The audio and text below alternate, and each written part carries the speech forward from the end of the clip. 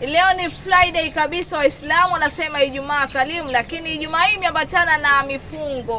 Kwa Waislamu huku mwezi mtukufu wa Ramadhani, lakini kwa wenzetu wa Kristo kwa lezo, maana kwamba zote dini mbili tupo katika mifungo. La kujina ni official Miss ZD ama kipenda niite Binti Music, lakini pale TikTok unapatikana kama ZD160. Ukinifollow utakometisha kinoma noma. Lakini komenti zako zinatakiwa kwa wingi. Kitu cha leo ambacho tunachozungumzia hapa ni stara jamani, stara. Kama ukiangalia tupo katika mifungo, watoto wa kike, yani hichi kitu kinawafaa watoto wa kike. Mada ya leo watoto wa kike kinawahusu, kwamba stara ni nzuri. Katika mifungo hii bwana, tuvaeni nguo za stara ambazo zinaficha maungo ambaye hayapendezi.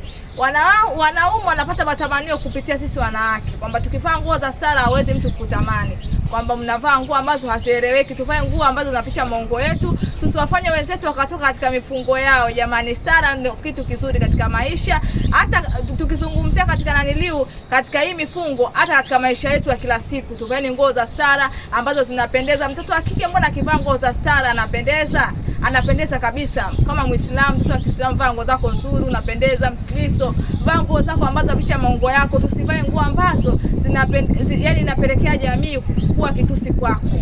Kwamba baadhi ya nguo ukivaa, japo mwenyewe unaona umependeza, lakini kwa upande mwingine ukikutana na watu wengine wanakusemea mbovu, kwamba mtoto gani, mtoto fulani yule anayevaa nguo ambazo sieleweka, sio vizuri. Stara ndio jambo ambalo linampendeza kila mtu. Langu jina ni official Miss ZD, kama ilivyoada nimesema pale TikTok unapatikana kama ZD160. Ukinifollow, comment yako utakometisha kinoma noma. Mpaka wakati mwingine, panapo majaliwa Mwenyezi Mungu, inshallah.